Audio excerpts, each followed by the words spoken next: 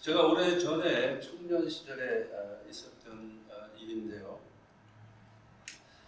저와 아주 굉장히 친했던 누님 한 분에게서 어느 날 전화가 왔습니다.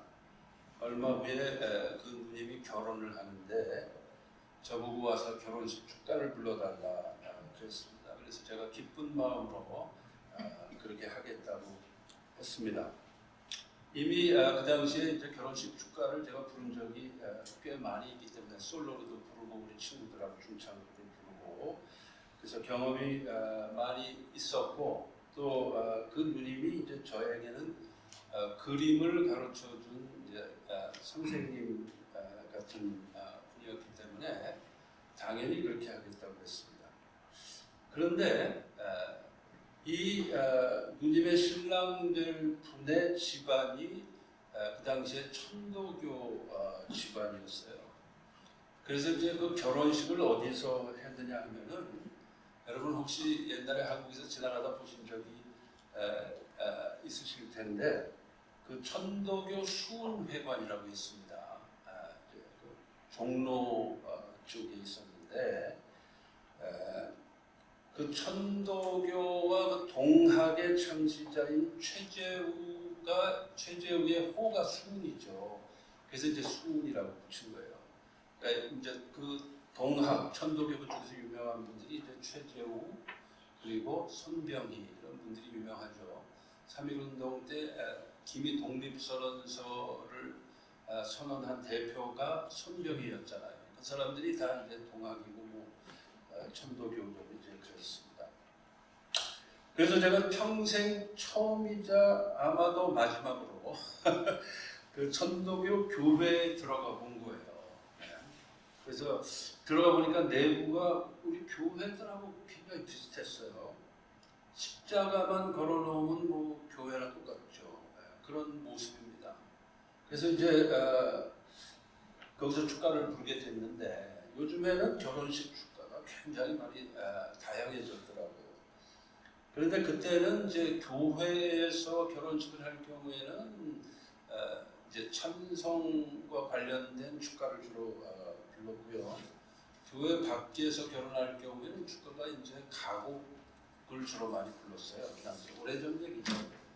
그래서 저도 이제 그 결혼식 축가로 가곡을 준비했습니다. 그래서 그 세광 애창 200곡집, 가곡 200곡집을 들고 그날 이제 축가를 부르러 갔습니다.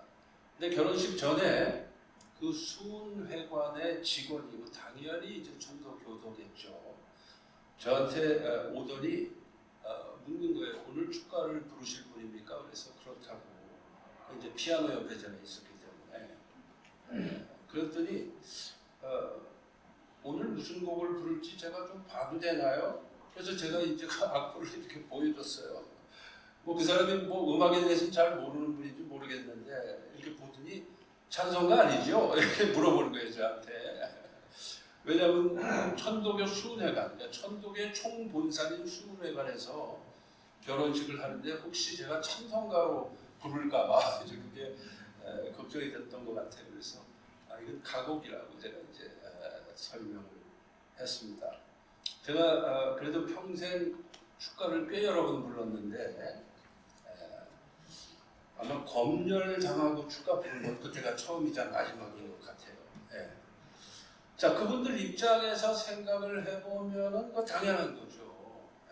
천도교의 총본산인 수훈회관 안에서 기독교의 찬송가가 불려진다 그러면 그 사람들 입장에서는 본인들의 고유의 바운더리를 침범하는 것이 되죠. 즉 그분들 입장에서 생각을 해보면은 그것이 일종의 거룩한 공간, 홀리 플레이스인 거예요. 거룩한 공간인 거예요. 그래서 기독교 찬송가는 이제 안 된다는 거죠. 만약에 제가 찬송가를 부르려고 했으면 아마 못 부르게 했을 거예요, 당연히. 그러니까 제 입장에서는 조금 어색하고 좀 씁쓸하기도 한 그런 경험이었지만은 이해는 제가 충분히 할 수 있습니다. 반대의 경우를 생각해 보면 금방 이해가 되겠죠. 자, 하나님을 믿는 우리 신앙인들의 입장에서 보면은 이 거룩함과 속됨의 문제가 아주 굉장히 중요한 이슈입니다. 거룩함, 속됨. 네. 그러니까 영어로 이제 The Holy and the Profane 이렇게 좀 말을 하죠. 그런 책도 있어요. 유명한 책이 있습니다. The Holy and the Profane이라고 세계적인 고전에 해당되는 책입니다. 일리아데라는 사람이 쓴 제목이기도 합니다. 즉 한국말로는 성과 속 이렇게 번역이 되어 있었습니다. 자, 무엇이 거룩하고 무엇이 속된 것인가를 구분하고 구별한다고 하는 것은 우리 신앙생활에 있어서 아주 중요한 것입니다. 그래서 오늘 본문에서도 지난 몇 주간에 걸쳐서 다뤄온 내용을 계속 저자인 바울은 다루고 있는데 이 거룩하냐 속되냐의 문제, 즉 성과 속, 성속의 문제, 그것이 오늘 본문 말씀의 이슈예요. 지난 몇 주간에 걸쳐서 다룬 내용이기도 하고요. 이 성경 속에 보면은 바로 이 성속의 문제, 거룩하냐 속되냐 하는 문제를 굉장히 많은 곳에서 다루고 있고 기록하고 있습니다. 예를 들어서 모세가 말이에요. 여러분이 잘 아는 스토리입니다. 모세가 40세에 애굽에서 살인자가 되어가지고 애굽을 탈출합니다. 잘 아시지만. 그리고 미디안 광야에서 40년 동안의 쓰디쓴 고난과 연단의 세월을 보내요. 그러면서 어느덧 80노인의 몸이 되었습니다. 그러면서 그 80노부의 몸을 이끌고 양을 치던 중에 어느 날 갑자기 여호와 하나님을 만나게 되죠. 네. 제가 갑자기 만났다라고 하는 것은 모세가 예상하지 못했던 때에 여호와 하나님께서 임재하셔서 모세를 만나 주셨기 때문에 여호와 하나님 입장에서는 치밀하게 계획하시고 지금이 right 타이밍이다라고 판단하셨기 때문에 모세를 만나 주셨겠지만은 모세 입장에서는 전혀 예기치 못한 상태에서 여호와 하나님께서 나타나신 거거든요. 어떻게 나타났습니까? 불타는 떨기나무를 통해서 나타나시죠. 이 광야의 이 떨기나무는 말이에요. 여러분들 LA에 가보신 분들 꼭 저기 중동에 안 가셔도 LA에 살아보셨거나 그 인근에 가보신 분들은 다 알죠. 아리조나나 뉴멕시코나 이런데 텍사스의 서부 쪽에 가보신 분들은 다 알아요. 그 광야에 보면 동글동글하면서 키 크지 않은 사람 키보다도 작아 보이는 나무들이 듬성듬성 있잖아요. 그게 떨기나무예요. 그게 떨기나무입니다. 그러니까 광야에 보면 떨기나무가 여기저기 널려 있어요. 즉 흔해 빠진 그 떨기나무 중에 하나에 불이 붙었는데 이 불이 붙으면 그냥 산불 비슷하게 났구나 그러다가 그냥 불이 타서 나중에 꺼져버릴 거다 이렇게 생각하는 게 상식인데 이 떨기나무 하나에 불이 붙었는데 불이 계속 붙어 있는 거예요. 타서 없어지지 않고 계속 불이 붙어 있는 거예요. 그 하나의 떨기나무에. 그래서 모세가 참 이상하다 생각을 하고 가던 길을 돌이켜서 그 떨기나무를 향해서 다가가게 되었습니다. 이상한 광경이니까. 그래서 출애굽기에 보면 이렇게 기록되어 있습니다. 내가 이 큰 광경을 보리라 하면서 이제 모세가 그 떨기나무를 향해서 다가가는데 그 떨기나무 불 가운데에서 여호와의 음성이 들리는 거예요. 모세야 모세야 하면서 모세를 부르시는 겁니다. 그래서 모세가 대답하죠. 예, 제가 여기 있나이다 하고 대답을 하죠. 그때에 여호와의 사자가 하시는 말씀이 뭐였습니까? 기억나세요? 네. 이리로 가까이 오지 말라. 이리로 가까이 오지 말라. 왜? 모세는 거룩하지 않은 상태에 있기 때문에, 죄인이기 때문에. 이리로 가까이 오지 말라. 내가 선 곳은 거룩한 땅이니 내 발에서 신을 벗으라. 그래요. 내 발에서 신을 벗으라. 그러자 모세가 두려워서 자신의 얼굴을 가리웁니다. 왜? 그냥 자신의 얼굴로 여호와 하나님을 대면하면 죽을 것이 두려워서 얼굴을 가리워요. 그러면서 두렵고 떨리는 가운데에서 여호와 하나님과 모세가 대화를 시작하게 되는 것이죠. 자, 그것은 그냥 평범한 광야의 평범한 곳이었어요. 잠시 전까지만 해도 평범한 곳이었습니다. 그리고 평범한 떨기나무였어요. 그런데 이 떨기나무가 거룩한 떨기나무로 바뀌고 그 평범한 곳이 갑자기 거룩한 곳으로 바뀌게 된 거예요. 그러면 그 땅이 거룩하기 때문에 거룩한 걸까요? 떨기나무가 거룩한 나무기 때문에 거룩한 걸까요? 아니죠. 평범한 나무, 보통의 나무고 보통의 장소였어요. 그런데 그것이 거룩한 곳으로 바뀌고 거룩한 떨기나무가 된 것입니다. 이유는 무엇입니까? 이유가 무엇이냐? 거룩하신 하나님이 임재하신 곳이기 때문에 거룩한 곳이 된 거예요. 지금 우리가 예배를 드리고 있습니다. 하나님 앞에서 우리가 예배를 드리고 있습니다. 그죠? 하나님께서 이 자리에 임재해 계심을 믿으십니까? 하나님께서 이 예배 가운데 임재하시면 이 예배 처소는 거룩한 곳이 됩니다. 여러분이 앉아 계신 곳이 성소입니다.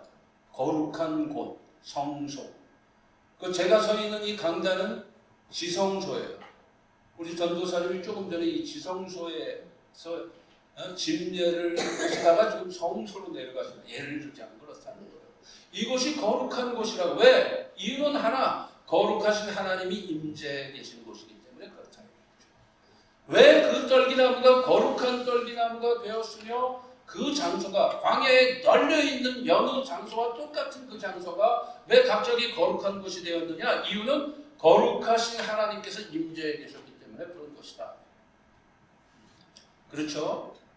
그러면 그 모세가 있었던 그 바운더리는 거룩한 곳이 되고요. 그 거룩함의 바운더리 바깥은 속된 곳이 되는 거예요. 평상시에는 그냥 거룩하지도 않고 속되지도 않아요. 그냥 땅이에요. 그리고 그냥 나무일 뿐이에요. 그런데 여호와 하나님이 임재하시니까 그것은 거룩한 곳이 되고 그 바운더리 바깥은 속된 곳이 되는 것입니다.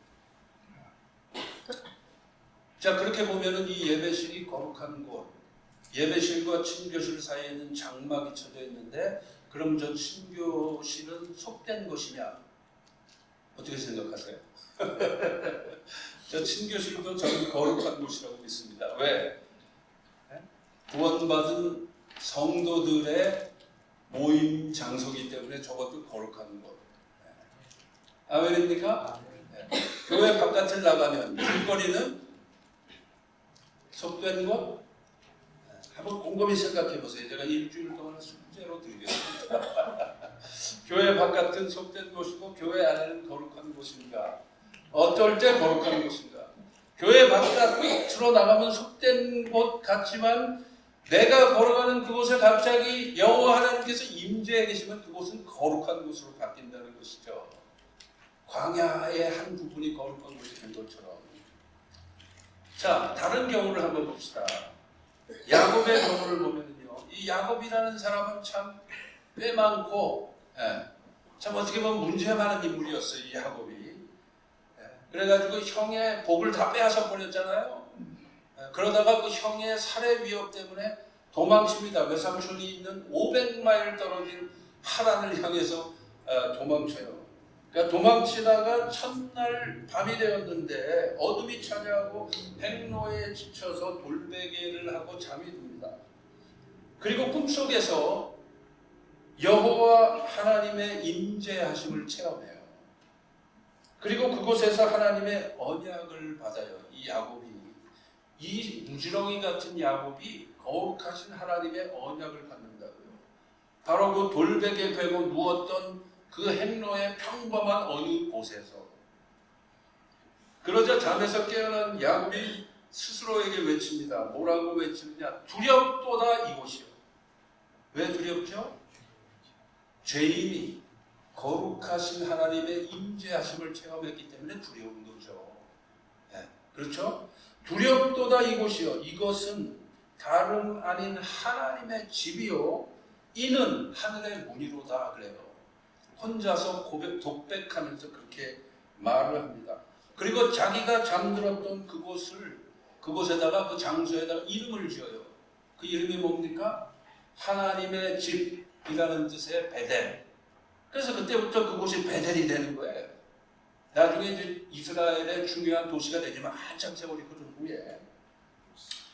그래서 베델이라고 이름을 짓고 자기가 비었던 그 돌베개, 이건 평범한 돌이거든요.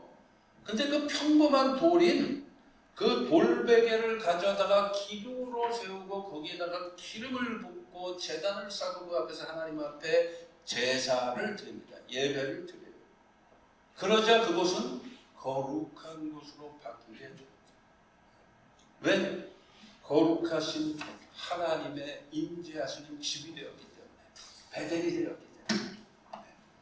조금 전까지만 해도 다른 장소들하고 그 행길가의 다른 장소들하고 다를 바가 없었어요. 속된 곳이었습니다. 그런데 지금은 하나님의 집, 거룩한 곳으로 바뀐 거예요. 잠시의 시간 차이로 성과 속이 교차하고 있음을 우리는 확인하는 것이죠. 자, 신약 성경으로 넘어와서 또 하나의 예를 제가 들어보겠습니다. 사도행전 10장에 보면 베드로가 환상을 보는 내용이 기록되어 있어요. 베드로가 이방인 백부장 고넬료를 전도하기 직전에 환상을 봅니다. 엄밀하게 말하면 성령께서 환상을 보여주신 거죠, 베드로에게. 근데 환상을 보는데 그 환상 중에 하늘에서 커다란 보자기 같은 게 이렇게 내려오는 거예요. 내려오는데 그 보자기 속을 이렇게 환상 중에 들여다보니까 각종 네발 가진 짐승들과 땅에서 기는 것들과 공중에서 나는 새들이 있는데 자세히 살펴보니까 전부 율법서에서 속된 짐승들이라고 하는 것들이 그 안에 잔뜩 들어있는 거예요. 보자기 속에. 네. 그러면서 하늘에서 음성이 들리죠. 뭐라고 들립니까? 잡아먹으라. 그 짐승들을 잡아먹으라 그래요. 그때 베드로는 이렇게 대답을 했습니다. 주여, 그럴 수 없나이다. 속되고 깨끗하지 아니하는 것을 내가 결코 먹지 아니하였나이다. 지금까지 율법을 어기지 않았습니다. 그러한 내가 어떻게 이 속된 것을 잡아먹을 수가 있겠습니까? 라는 반문이죠. 이때에 음성이 계속 들립니다. 무슨 음성이 들리느냐? 하나님께서 깨끗하게 하신 것을 네가 속되다 하지 말라 그래요. 이게 참 중요한 말씀입니다. 거룩하신 하나님이 깨끗하다 그러면 깨끗해지는 거야. 거룩하신 하나님이 임재하신 것은 거룩한 것이 되는 것처럼 거룩하신 하나님이 원래는 속된 것이었는데 지금부터는 이게 속된 것이 아니고 깨끗하다 하면 깨끗한 것으로 바뀌는 거예요. 왜? 하나님은 천지 만물의 주인이시니까. 아멘입니까? 네. 거룩하신 하나님이 깨끗하다 하면 그때부터 깨끗해지는 거예요. 네. 조금 전까지만 해도 속된 것이었는데. 네. 그러면서 베드로에게 그걸 먹으라 그래요. 그리고 나서부터 이방인 전도의 문이 열려요. 그리고 나서부터 베드로가 고넬료의 온 집안을 전도를 해서 예수 믿게 하고 구원받게 합니다. 그때까지는 이방인들은 전부 속된 민족이라고 믿고 있었거든요. 유대인 베드로가. 그런데 그때부터 베드로의 생각이 달라집니다. 베드로의 사고방식에 패러다임 시프팅이 일어나요. 그러면서 이방인들도 하나님의 백성이 될 수 있다는 것을 믿게 된 거죠. 베드로의 삶에 있어서의 완전한 전환점이에요. 성과 속이 교차되는 순간이죠. 이제는 이방인들이 더 이상 속된 백성이 아니고 이방인들은 전도의 대상으로 바뀌고 선교지로 바뀐 거예요. 저들도 하나님의 백성이 될 수 있다는 그런 사고로 완전히 발상이 전환된 것이죠. 구원의 길이 열렸습니다. 자, 이렇게 거룩함과 속됨이 교차되는 일에는 매우 중요한 의미가 담겨져 있습니다. 그것이 오늘 본문에 나와 있어요. 자, 그게 뭔지 우리가 봅시다. 로마서의 저자인 바울은 먼저 이 거룩함과 속됨의 문제, 우리에게 늘 따라다니는, 신앙인들에게 늘 붙어다니는 이 거룩함과 속됨의 문제로 인해서 우리가 서로를 비판하고 서로를 시험에 들게 하지 말라라는 것이 오늘 본문의 요지예요. 오늘 본문 13절의 내용이 바로 그것입니다. 지금까지 로마서에서 이슈가 된 이 성속의 문제는 특별히 음식이 거룩하냐 안 하냐, 어떤 날이 더 거룩하냐 덜 거룩하냐 속되냐 이런 문제였었습니다. 지난 몇 주 동안에 우리가 다룬 내용이었어요. 자, 14절을 우리가 같이 다시 읽을까요? 14절 시작. 내가 주 예수 안에서 알고 확신하노니 무엇이든지 스스로 속된 것이 없으되 다만 속되게 여기는 그에게는 속됩니다. 그 무슨 얘기냐? 이 세상에, 이거 굉장히 중요한 말씀이에요. 이 세상에 본질적으로 속된 것은 없다. 그 떨기나무가 본질적으로 속된 게 아니었다. 모세가 여호와 하나님을 만나기 전에 발을 딛고 있었던 그것이 원래 속된 것이 아니었다는 거예요. 속되게 여기면 속된 것이 되고 여호와 하나님께서 임재하시면 거룩한 것으로 바뀌는 거예요. 본래는 중립적인 것이에요. 엄밀하게 말하면. 지금 바울은 그것을 전하고 있는 것입니다. 자, 지금은 대부분의 교회에서, 우리 교회도 마찬가지지만 기타를 연주하면서 찬양을 합니다. 그렇죠? 그것이 너무나도 자연스럽고 어느 교회를 가든지 다 기타를 연주하면서 찬양을 하고 우리가 하나님 앞에 감사의 찬양을 올려드립니다. 그러나 옛날에는 그렇지 않았습니다. 수십 년 전에는 그렇지 않았어요. 한 3, 40년 전만 해도 교회가 기타를 수용하지 못했었습니다. 이유가 뭘까요? 어이, 교회에서 어떻게 기타를 쳐? 그랬거든요. 제 부모님 뻘 되는 목사님들이 목회할 때는 다 그랬거든요. 교회에서. 제 어린 시절에. 어이, 교회에서 무슨 기타야? 그러셨거든요. 왜 그랬을까요? 그 이유가 뭘까요? 이유가 뭐예요? 기타는 속되다고 여겼기 때문이에요. 자, 그럼 뒤집어서 한번 생각을 해보자고요. 기타가 속된 것이면 피아노는 거룩한 것인가요? 피아노는 도대체 언제부터 있었던 것인데? 다윗 때 피아노가 있었나요? 피아노의 역사는 그렇게 길지 않아요. 피아노의 전신이 여러분 아시지만 합시코드라는 악기가 피아노의 전신이에요. 그러다 그거보다 더 웅장한 소리를 낼 수 있는 게 나왔잖아요. 그래서 피아노 포르테잖아요. 원래 그 악기 이름이. 줄여서 피아노라는 이름이 된 거거든요. 그 피아노의 역사 그렇게 길지 않아요. 그런데 언제부턴가 피아노는 옛날부터 사용했기 때문에 피아노는 거룩한 악기가 되고 기타는 속된 악기냐 이거죠. 아니죠. 그거는 피아노든 기타든 둘 다 속된 것도 아니고 거룩한 것도 아니에요. 거룩한 일에 사용하면 거룩한 성물이 되는 것이고 거룩하지 않은 것에 잘못 사용하면 속된 것을 위해서 잘못 사용하면 속물이 되는 거예요. 그렇죠? 원래는 속된 것이 아니라는 거예요.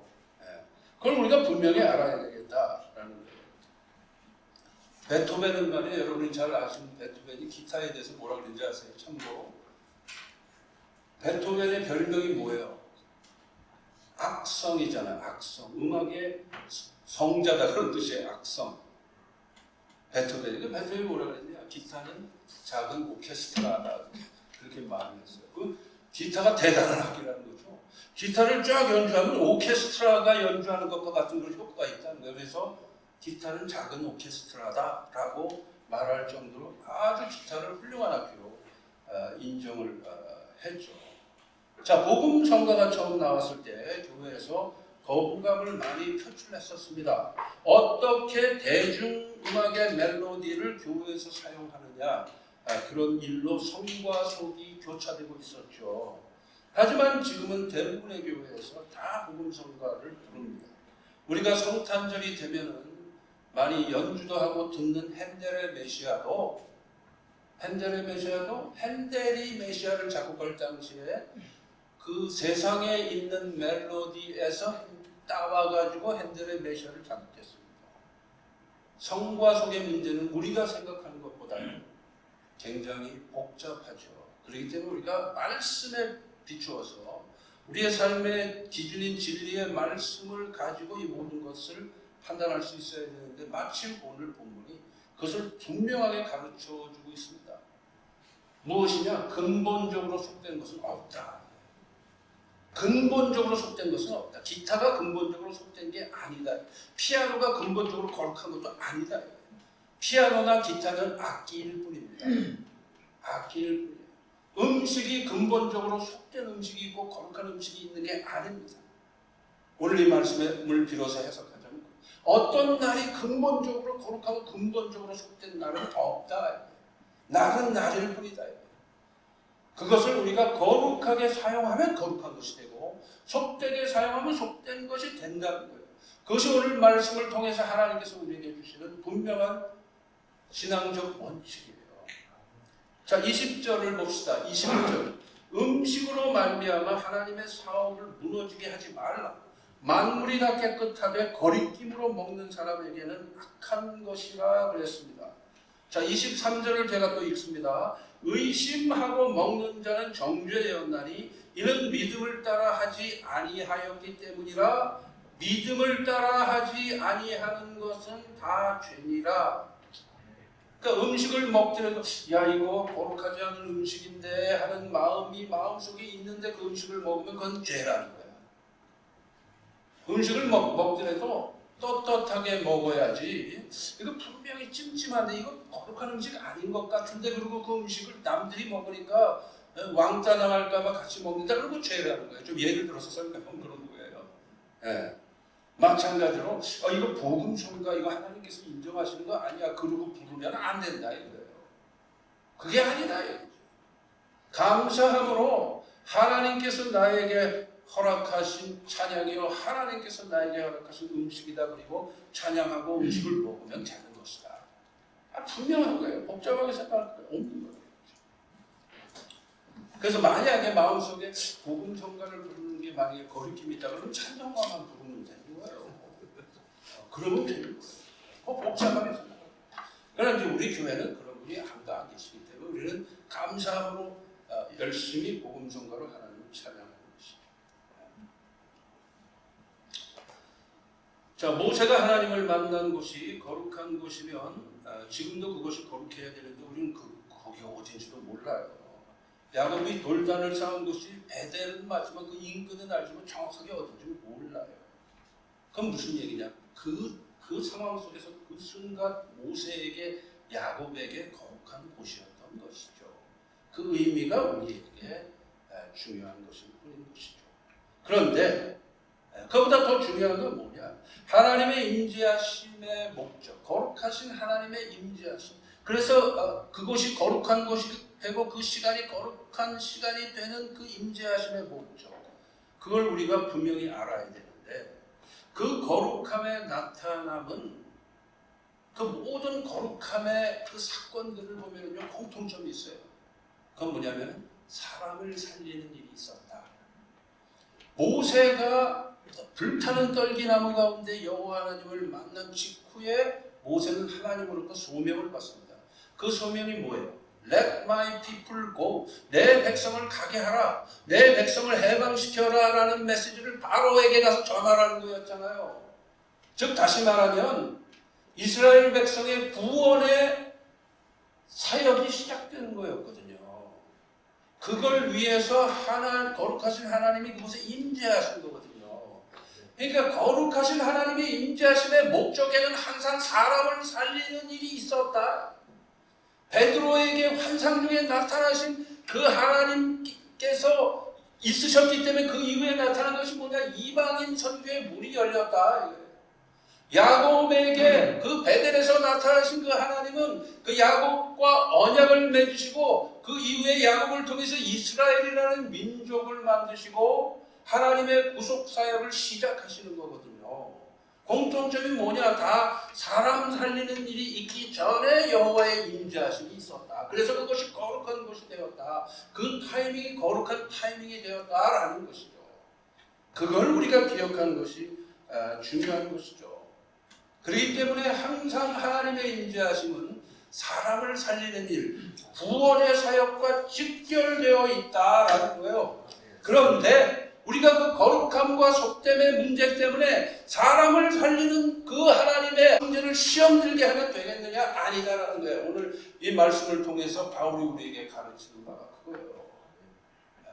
그렇기 때문에 음식의 문제, 나의 문제로 형제를 시험에 걸려 넘어지게 하지 말라는 거예요.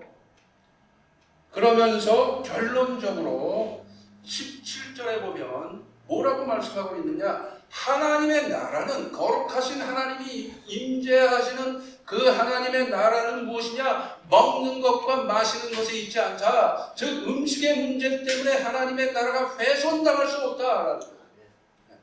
하나님의 나라는 그럼 어떤 나라냐? 오직 성령 안에 있는 의와 평강과 희락이라는 거예요. 의와 평강과 희락. 간단하게 설명하고 오늘 설교를 마치겠습니다. 의라고 하는 것은 뭐냐? 성경에서 말씀하고 있는 이 의의 뜻은 뭐냐? 하나님과 사람에게 마땅히 행해야 할 바를 행하는 것이 의예요. 그것이 성경에서 말씀하는 의의 뜻이에요. 즉 하나님께는 모든 영광을 돌려드리고 형제를 향해서는 포용과 용납을 보여주는 것이 의예요. 믿습니까? 자, 평강은 무엇이냐? 평강, 히브리어로 뭐예요? 평강이? 샬롬이잖아요. 샬롬. 사람과 사람 사이의 올바른 관계가 샬롬이에요. 샬롬.